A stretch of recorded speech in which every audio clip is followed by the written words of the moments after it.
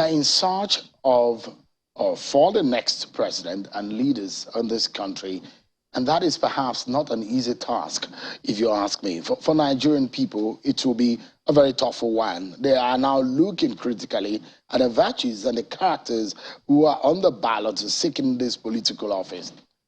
Tonight, we speak with one of those who are seeking out of the 15 political parties who have put their hat in the ring for the presidential election. I'm being joined tonight by the presidential candidate of the African Action Congress, AAC, Mr. Omoyele Sowore. He joins us live here in our Abuja studio. Thank you so much, Mr. Sowore, for joining us tonight. Thank you for bringing me. I think we should begin with some of the events of today. Today, the president officially and formally presented the new face of the Naira to Nigerians. And those who have praised that decision of the CBN to come up with a redesign, they've given several reasons for doing that. But what is your view about that? This is not the first time we're seeing a redesigning or the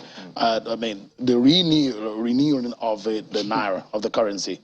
You know, the Naira was never redesigned. Going by what they presented today, they recolored the Naira. They changed the color of the different denominations. Isn't that some kind of redesign? No, that's not. It's, from the point of view of redesign, there will be something spectacularly different from how the Naira looks differently from what it used to be. So you're not impressed? No, I already said this redesign process was a scam. I've been issued. That's from the beginning. And I'm not surprised this is how it ended. I think they just remove a filter. Like people used to say, maybe they took it to TikTok and they used a filter to just change the color of the Naira, and then they poured a dye on it. It wasn't a redesign. You don't think, apart from the face value, the essence of some of the reasons that the central bank governor gave for security reasons being part of it, the issue of inflation and a few other issues have been drawn into the reasons for redesigning. Do you think that this makes sense? Any monetary policy that the Naira needed, it was to revalue the Naira, not to redesign it. It's never, I've read all the economics books in the world, and never in any book or any policy have I found the changing the outlook or the face of any currency that brings the currency to any value. It's just a contract for the boys, and I congratulate those who got a contract for, you know, making this happen. They're lucky. The rest of us know that this was a scam. I mean, this is not the first time. So when you're saying it's a scam, see, let me tell you, I was around in 1984, if I am correct, when the Naira was that time. I think it was a redesign. It was Buhari regime in military uniform, and the people that benefited from it were still the rich people. The poor people queued up with 200 Naira, 40 Naira. The person who had the largest amount of currency in my village was 40,000 Naira in those days. And when he brought it out, everybody was like surprised that he had so much money.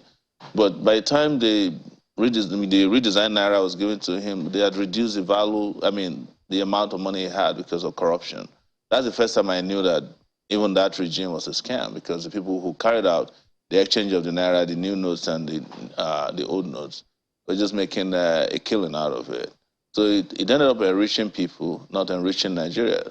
It was never known that in 1984 the value of Naira increased because Buhari. But what about the security reason that was given, and the fact that there's a whole lot of issues within the economic sector of the country relating to the reasons why the Naira has to be redesigned? There are a lot of people keeping huge amounts of this money, which the banks have said, look, they're already returning. In fact, some banks have now opened on Saturday to allow people bring those. Yes, because they open on Saturdays because, like I said, this will afford bank workers and whomever is involved in this to make some little bucks out of helping you to exchange your old Naira notes for the new ones.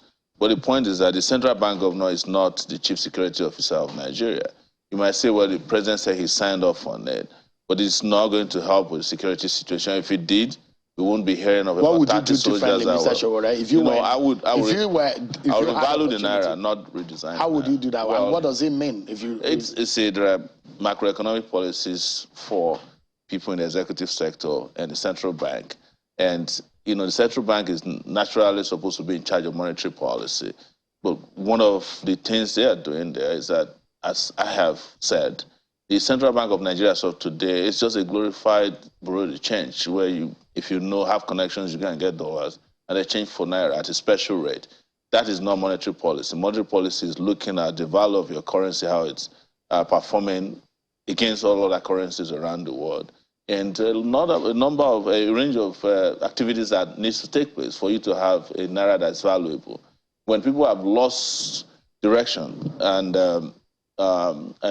exposure and interest and intellect about how to deal with these issues, they start playing around with redesign and all these very, very childish monetary policies that Nigeria has been known for recently.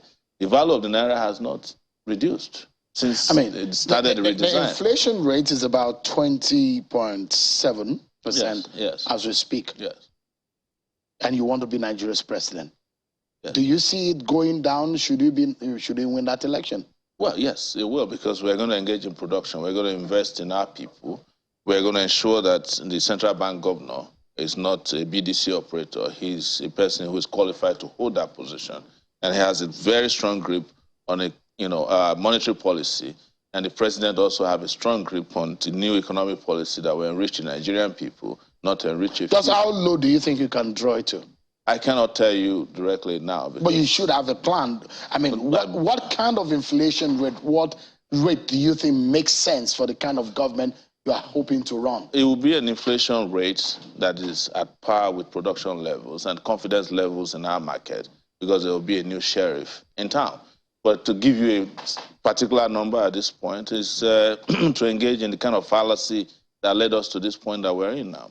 You know what the American people were screaming and were really upset about as they went into the midterm elections? Yes. The inflation rate of the United States went to about 7.7%. Yes. And that almost affected the chances. In fact, in so many states of the United States, affected the chances of the ruling party. Yes. So there must be a target for you. I mean, are you dragging it into a single digit? I'm not. Yes, but you should have a plan. The hope is Nigerians are watching tonight. We want to get to single digits. Yeah. And as in the US, you also know that when it got to a point, they were planning to make a law. I don't know if they eventually made that law, which is there was a reduction in the Inflation Act kind of law that they were pursuing, because they were concerned about not just elections, but they were concerned about the ability of their citizens to cope with the inflation rate. And they started adjusting a number of things, not just a law that says inflation must remain at this point, but they were also concerned about employment, they were concerned about production, they were concerned about losses, and they were also concerned about the manpower running the economic affairs. So these are issues that you get from leaders who are concerned about the welfare of the people of a country, not the redesign of the Naira, which cost us 218 billion Naira. We could have given that money to ASUU so that we can start from somewhere. They can call off this strike conclusively, and the education sector could be running while we while we produce possibly. Since you touched on the issue of ASUU, yes. For those who think that maybe the government is not running education sector well, and those who they're not running anything well. Do you think that, you think that you take away the running of the education, tertiary institution for that matter, into private hands, or how do you run it better? No, I would never be part of those who ask private sector to run education. It will be a publicly run education program. And we are focusing on free education. I have said it and I'm repeating here that every student in Nigeria who is in higher institution, there are 1.7 million students in higher institution, will get at least 100,000 Naira per semester as study grant from the federal government. And I mean it. I'm not going to make them take loans. Where would that money be coming from? Well, it will come from a number of places that we have discovered money is hidden right now, or where we are not efficiently collecting revenue. Where are those? I found out just 2 weeks ago in research there are over 11 trillion Naira from revenue-generating agencies of the federal government that are returned to the consolidated account. The NLNG, which is our gas-producing company, of which we have 49% investment, through the NNPCs, depositing huge amount of dollars to us, but they're not transparently done. We'll make them deposit that money in the consolidated account of the federal government, not the NNPC, because that's a cesspool of corruption. We have also found out that oil companies, both local and international oil companies, are owing over 4-point-something billion. I believe it's 6-point-something billion beyond that we can collect very quickly and put the money to use locally. We don't need to borrow. In my first and second, my first 4 years, I have discovered where we can plug all the loopholes and make more money that's a larger pile, so that you don't need to engage in. You have an idea of the debt servicing in the budget at the moment? Yes. And the percentage of that in the entire budget of Nigeria? So I've said it. So because the reason why I'm asking this question is that we've heard over and over again how politicians make promises. I'm not a politician. I'm a political activist, and I'm straightforward about what I'm capable of. Because you're running for office. That's that doesn't basic make me a definition of being a politician. Well, what politicians are known as in Nigeria are people who deceive people, and I'm not that kind of a person. If that's the meaning of politicians to Nigeria, because we are talking contextually to Nigeria. So that Nigerians don't feel that there's a deceit here. I'm not deceiving anybody. Just a moment, if I push in the question, because you're saying that you're not going to borrow, you're not going to do this, you're going to spend almost 170 billion naira every 5 months, because you said every semester you will give free 170 billion naira to Nigerians. Yes, 100,000 naira to Nigerians. times 1.7 million. Absolutely. So that is where the question comes. Yes. Where would you be getting this money from? When Nigeria couldn't even pay lecturers. I've just told you about 11 trillion naira of unremitted revenue. They're sitting in the bank accounts of our MDAs that we can get because it belongs to the federal government. 11 trillion naira is a huge amount of money. Money is owed by oil companies. If we do the investigation further where they deposit the oil, where they take the oil to, you discover it's about $62 billion. I've told you about NLG partnership and what they owe us, and several other sources of income in this country that are being covered up because they know there's no leadership who knows how to find all this money. I'm talking to you as a citizen of Nigeria who has operated alone, almost virtually, finding money, kicking out sources where money has been hidden, having to provide evidence for stolen monies, and ensuring that some of the monies that were taken outside offshore corruption. I've been the person who covered it the most in the last, since 2006, through Sahara Reporters. Yeah. So when I'm telling you this fact, believe them. I know the politicians, I know how they steal, I know how the money in this country is being frittered. I'm not just saying it to lie to you on TV. It's a matter of fact, and that if you get to work, you'll be shocked. Nigerians will be begging me to continue in government after my 2 terms when I do the job that I'm telling you. But I don't want to do more than 2 terms. I'm not interested. You are not a sit-tight. No, I'm not interested. I'm just saying that, there's a lot of low-hanging fruits. And there's a lot of things that can be done without making governance look like rocket science. So you think corruption is a major problem? It's not about corruption. It's the cost of governance. It's the fact that what would you do differently in terms of cost of governance? I've said it. I'm not going to repeat a minister and have a minister of state. I want to work towards the elimination of one of the legs of the National Assembly, because it's useless to have 2 arms that are not doing it. There are more senators in Nigeria with 21 trillion naira budget than the U.S. government that's like trillion of dollars in budgets. What are we doing with them? Get rid of one of them. So ensure that you will collapse the National Assembly into 1 arm. 1 arm, yes. 1 arm. How easy would that be? It won't be easy, but it's a matter of fact that we're going to convince the people that you don't need this burden. And that's just the National Assembly. Executive arm has its own too, that I can do easily. Because ensuring that a lot of the ministries, agencies now that you have that are not functioning. Which of those kind of agencies? There are plenty of them that I've discovered. And if we sit here and start discussing them, you'll be shocked at how many agencies are in Nigeria. For example, which one gives you the most worry that doesn't need to be in existence, for example? I don't know why we have multiple security agencies, for instance. I will merge, for instance, the EFCC. I'm just giving one example. With the ICPC. They do the same job, essentially. Why do you need all those buildings, manpower, where you can merge them together? And you have all, multiple agencies. For instance, also I've talked about pilgrimage.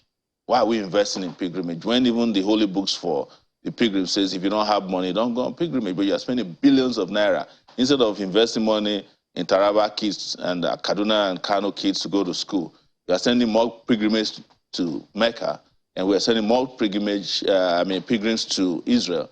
Then you have more kids doing WAEC in some of the states. You're speaking more like an activist rather than someone who understands. I just told you I wasn't a politician a few minutes ago, and you didn't agree. No. I'm saying, no, what I don't agree with is the fact that that I am a journalist. Yes. And I don't want to be called a... No, you were once. I'm still a journalist. If I don't want to become... I'm a citizen journalist. I made myself a journalist, not... If I don't want to be called a journalist, doesn't mean that I'm not a journalist. Okay. That's what I mean. No. You practice... you are doing politics right now. No, I'm doing political activism. The one of a revolutionary kind. And I don't know how far that will go. I mean, that will take you. You know the reason why I'm asking? Yeah, go ahead. You're trying to pull down the house, isn't it? No. In the manner in which you're approaching... I'm trying to pull down this part of the house that has collapsed on the people. Take the people out of the rubble. That's what I'm doing. Yes, that's different from pulling down. And you think this will work? It will work because Nigerian people are tired of a house that is collapsing on them on an annual basis. You know, so 133 million people are poor in a country where 5 people have more money than 200 million people. What kind of system is that? The house has already collapsed. Are you going after those who you think have stolen the nation's wealth? I've always done that. Even as an individual. Would you be doing that should you win the election? On an official level. How would you do it? Very aggressively. You know, look, every Nigerian president is always hungry to become the Minister of Petroleum Resources. No, me, I'm not going for that. If I'm hungry for a ministerial position, it will be the Ministry of Justice. Social, economic, cultural, and physical justice in the country. I will be interested in what's happening there so that nobody gets away with the kind of impunity that has bedeviled and destroyed Nigeria to what it is today.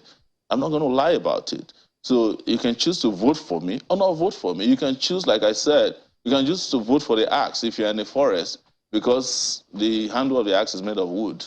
And then there will be no forest left when the axe goes gaga. What manner do you think you will fight corruption? I mean, is it in the style of some Asian countries? I'm not a fan of the style right now because what we've seen is that there are corruption cases that have been in court since 2006. I'm asking that, would you be employing some European way of fighting corruption or some Asian way of fighting corruption? We can fight you look at the way China goes about. I don't believe in, if you're talking about death penalty, I don't believe in death penalty. I don't want to kill How do you think it's best to it's preventive. It's to make sure that they don't even lay their hands on the bulk of our resources before we stop them. And then we can do enforcement of a few who might outsmart the system. And afterwards, the system doesn't pardon you. I'm not going to be president who pardons somebody who's convicted for corruption. You have once talked about the fleet of cars and the flight plane that is in the custody of public officials. Public officials. Give us an idea of how you would like yours to be should you be president. You know, it shouldn't be more than that of a Ghanaian president I saw once. There's like a car in front and one at the back. That's like the security car and the president's car. Will you be driving yourself? Why not? I'm young enough to drive myself if I should want to. Most of them drive around at night to go meet their concubines. Why can't they be driving during the daytime? I mean, let's come to the reality and perhaps wrap up on this. We're talking reality now. It's the reality of whether or not you can win this election. Yes. Do you see yourself winning this election? Absolutely. If people listen to this, you know, it's a function of, you know, I changed my strategy in this election cycle. You know, I changed from crowds, you know, the echo chambers of go and gather crowd, because you can rent crowd anywhere you want. I've been to places where people who were in a stadium for APC waited for PDP. You know, same people, different uniform. But now we want to talk to the people, and I'm talking to people, I'm reaching out to professionals. I've attended most professional gatherings to let them know that there's a way to change the game or change the narrative, but you must change those who are in charge. But the problem we're having is that, and this includes the press, I can't stop saying it, it is those who have no ideas to share with the public that you claim are frontliners, not those who have fantastic ideas. In my course of doing a lot of media recently, I won't say a lot, but in the little media attention we get, I found some very fantastic fresh candidates who have better ideas than the people you keep pushing in front of the public, and you need to stop that. the media. And when I say you, I'm not talking about the media. I mean, the media needs to stop, doing that. You need to put people who have great ideas on how to make this country work in front of the people. Let them keep repeating these ideas until everybody's hearing them, and not people who don't talk, or when they talk, you can't even hear them. They're not audible enough, or they're not clear enough, and you keep saying they are the frontliners. Well, how can they be frontliners when they don't have frontline ideas? I brought you here twice in 2 weeks. That's why I said I'm not accusing you. But I thought you should have brought us to your own, town hall meeting. Wait for it. Yeah, all right. On a final note, Mr. Sowore, for those obedient supporters who said you are only angry because you don't like their candidate, and you always speak about their candidate because you thought that you were going to be the third force or the third leg of the race, in the manner in which it was described the last time you were there, and perhaps because Peter Obi is ahead of you in polls and all of that. Is that a kind of anger that you have towards him? Because I see that you also tweet. So, Shehu, was I angry about Peter Obi in 1992? 1993, when I fought the military? Peter Obi was not even known in the... I wanted to respond to the obedience. No, I'm just giving who have accused you of this. That's campaign, social media harassment that all of us engage in it. Everybody wants to get ahead of the other candidates, you understand? Wasn't Peter Obi the deputy to Atiku in 2019? I didn't even mention his name. If you didn't bring him up now, I won't be talking about him. What I'm saying is that any campaign that is childish, that doesn't address the issues, are, relevant, but not important. You think you have better ideas than the people on the ballot? Look, why don't we do this? Bring me and Obi to discuss our ideas on your show. I guarantee you he will not come. I'm saying this to you. He's not the only one on the ballot. Yes, but you brought him up now and said he's a third force. No, because that's what his followers have accused because I know the other two people will not show up. Who are the other two people? Emilokon, that's Asiwaju and Atiku. They dare not show up. They're not showing up now. So? Why do you think? Are they going to show up in your town hall meeting? We've invited them. Yes, everybody is invited and they don't show up anymore. In fact, since they saw that I've been attending professional events, they have stopped coming, including Peter Obi. You think they are afraid of you? They should be afraid, because anybody that's got no ideas at this time should be afraid of those who have ideas. Omoyele Sowore, presidential candidate of the ASUU, thank you so much indeed for coming tonight. Thank you very much. I wish you the very best in your push to become Nigeria's next president.